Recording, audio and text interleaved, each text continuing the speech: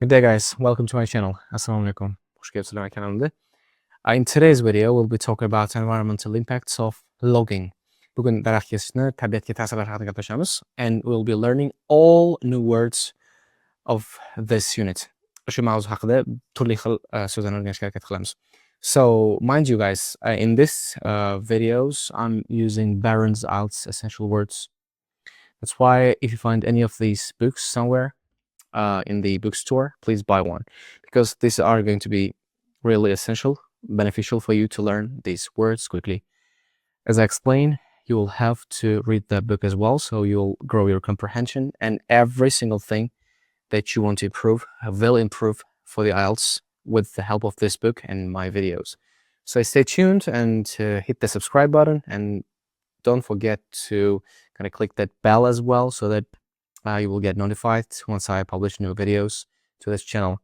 Manimcha gaplarim tushuninglar, umuman mana shunaqa ishlarni qilgan bo'lsanglar agar, xudo xolasa, kitobni o'qinglar, kitob kerak bo'ladi. Essential Words for IELTS degan kitobimiz bor. Barron degan odam yozgan. Mana rasmini qoldiraman. O'sha rasm bo'ylab ko'rib chiqsanglar bo'ladi kitobni. Kitobni o'qigan holatda, videolarimni tomosha qilgan holatda you will learn IELTS quickly. I hope, inshallah. Inshallah mana shu so'zlarni oson o'rganasizlar. Kitob bo'yicha ketamiz, harakat qilamiz. Men sizlarga tushuntirib berishga harakat qilaman. Videoni ko'rasiz, kitobni bajarasiz and you will get the hang of IELTS. Navbasi ham IELTS o'rganishga ancha oson bo'ladi. You will get the hang of IELTS. All right.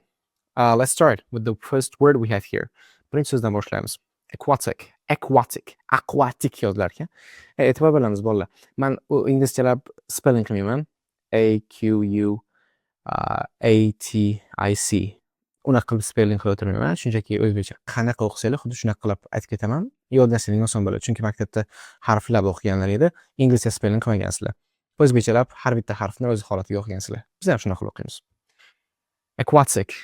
Aquatic yozlar ekan, demak suvga oid. Many aquatic species are threatened by water pollution. Ko'plab suvda yashovchi turlar, ya'ni bu yerda aquatic suvga yashaydigan ma'nosida. Suvda yashovchi turlar suv ifloslanishi xavfi tufayli xavf ostida ekan. The region is home to a vast array of wildlife. Array degan so'z demak array yozlar ekan. Array. Array so'ziga ye qo'shib qo'yasizlar.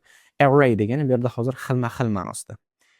The region is home to a vast array of wildlife. Ya'ni bu hudud yovvoyi tabiatning xilma-xilligiga ega ma'nosida bo'lyapti. Keyingi so'zimiz defense. Defense yoziladi. Defense bu qarshi kurashish ma'nosida kelyapti. For example, some plants develop chemical defense mechanisms against insects. Ba'zi o'simliklar hasharotlarga qarshi kimyoviy mexanizm, ya'ni himoya mexanizmini rivojlantirar ekan. Really good. Next word, deforestation. Deforestation yoziladi. Deforestation degani bu o'rmonlarni qirib tashlash, kesib tashlash ma'nosida bo'lyapti. Deforestation contributes significantly to climate change. O'rmonlarning kesilishi iqlim o'zgarishiga sezilarli hissa qo'shadi. Next word is environment. Environment itself. Keyingi so'zmi environment degan so'z o'zi. Environment degani bu atrof muhit, tabiat ma'nosida. Governments must take action to protect the environment. Ya'ni tabiatni, atrof muhitni himoya qilish uchun choralar ko'rish kerak bo'lgan odamlar bular hukumat. Ya'ni all right. Soil erosion. Erosion yozilyapti. Erosion degan so'z demak tuproqning eroziyasi, yerning qishloq xo'jaligi samaradorligini. The soil erosion reduces the land's agricultural productivity. Tuproqning eroziyasi, ya'ni yemirilishi yerning hosildorligini, samaradorligini kamaytirar ekan. Next word, extend. Like extend. Right, extend degan so'zimiz kengaytirmoq ma'nosida bo'lar ekan. The highway project will extend to rural areas next year. Ya'ni kelasi yil mana bu avtomagistral, ya'ni katta ko'cha loyihasi qishloq hududlariga ham kengaytirilar ekan ma'nosida bo'lyapti. Next word, thousands of trees were felled during construction. Ya'ni felled. F-E-L-L-E-D. Ya'ni felled yoziladi. Felled degani ya'ni kesildi ma'nosida. Thousands of trees were felled during construction. Qurilish paytida minglab daraxtlar kesib tashlandi. Well, really good. This wetland degan so'zga e'tiborimiz. Wet, nam, land, yer. Wetland yoziladi. Shaqami? Wetland. Wetlands bu shunchaki nam yerlar, botqoqliklar, shunga o'xshagan kelyapti. Well, wetlands provides a natural habitat. Bu yerda habitat degan so'zga e'tibor beramiz. Habitat degani o'sha yashaydigan joy, ba'zi hayvonlar yashaydi. Nima yashasa ham habitat bu joy ma'nosida kelyapti. Bu so'zni ko'p ko'rasiz IELTSda hali. This wetlands provides a natural habitat for rare birds. Ya'ni bu botqoqlik noyob qushlar uchun tabiiy yashash muhiti hisoblanadi ma'nosida ekan. Well, impact. Impact degan so'z bilmasanglar uyat. Menimcha impact ta'sir ma'nosida bo'ladi. Impact yoziladi. Impact. Human activity has a serious impact on biodiversity. Ya'ni bu yerda inson faoliyati biologik xilma-xillikka jiddiy ta'sir ko'rsatadi. Bu yerda biodiversity deb tabiatdagi bor narsalarning xilma-xilligi ma'nosida aytyapmiz. Biodiversity. Human activity has a serious impact on biodiversity. Inson faoliyati biologik xilma-xillikka jiddiy ta'sir ko'rsatar ekan. Really good. Let's continue with the rest of the words we have here. Inhibit. Demak, inhibit degan so'zimiz inhibit yozyapti. Inhibit. Inhibit. Inhibit bu to'sib qo'yish ma'nosida ekan. Cheklab qo'yish ma'nosida. Cheklab qo'yadi, bir narsaga xalaqit beradi ma'nosida bo'lyapti. Certain chemicals can inhibit plant growth. Ba'zi kimyoviy moddalar o'simlik o'sishini to'xtatib qo'yishi mumkin. Demak, certain chemicals can inhibit plant growth. Ba'zi kimyoviy moddalar o'simlik o'sishini to'xtatib qo'yishi mumkin. Inhibit esa eslab qolish so'z saqiroq. Inhibit. Habitga o'xshab ketar ekan, xudicha. Masalan, inhibit his habit. Menimcha bunaqa collocation yo'q, lekin inhibit degan so'z cheklash ma'nosida bo'lyapti, boshqacha yo'q. Next word, intercept. Intercept. Amerikancha emas, British o'qiymiz biz. Intercept. Intercept bu ushlab qolish ma'nosida. Forests help intercept rainwater and reduce flooding. Bu yerda yomg'ir yog'ayotgan yomg'irning suvlarini to'xtatib qolayotgan forestlar va reduce flooding, ya'ni toshqinlarni oldini oladi ma'nosida bo'lyapti. Logging videoni boshlayotgandim. Logging degan so'z demak bu daraxt kesish, boshqa narsa emas. Logging, like illegal logging destroys ecosystems. Noqonuniy daraxt kesish ekotizimlarni yo'q qiladi. You're learning these words, guys. You're probably enjoying this, guys. I hope. All right, next word we have myriad. Myriad yoziladi. Mega, the my so'zga o'xshab. Myriad,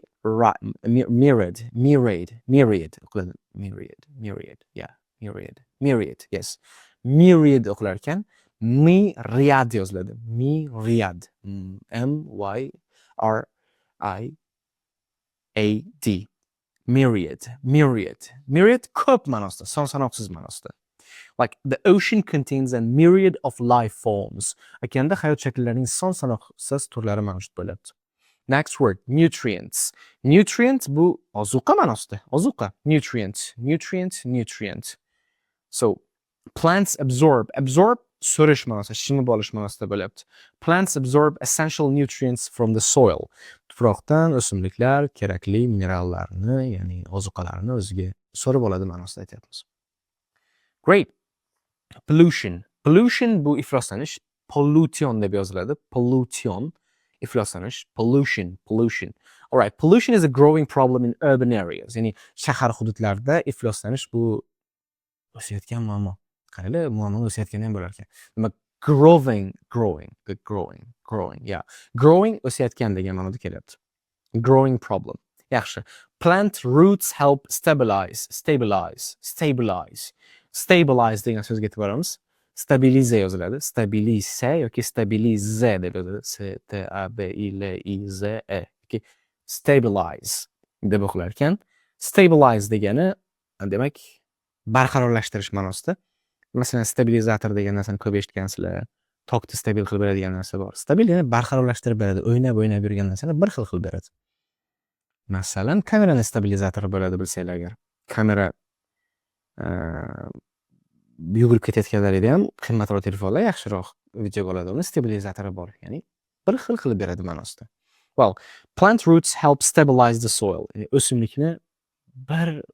o'simliklarni nimalari, boyagi root ildizlari tuproqni ushlab qolar ekan, stable qilib berar ekan. Next word, terrestrial. terrestrial yoziladi. Terrestrial yoziladi. Terrestrial degani yer usti ma'nosida bo'lyapti. Yerga oid ma'nosida, boshqa so'z emas. Many animals depend on both terrestrial and aquatic ecosystems. Sorry. Ya'ni ko'pchilik hayvonlar yer ustidagi va suv ostidagi ekotizimlarga bog'liq. Ekosistem degani shu tabiat degani-da, boshqa nima bo'ladi boshqa? Well, vanish, V-A-N-I-S-H deb yoziladi. Vanish bu yo'q bo'lib ketish ma'nosida bo'lyapti. Some species may vanish if habitats continue to shrink. Ba'zi hayvonlar vanish bo'lib ketishi mumkin, yo'qolib ketishi mumkin umumiy olganda, agar yashash joylari qisqarishda davom etsa. Wow, let's continue. The last word in this video.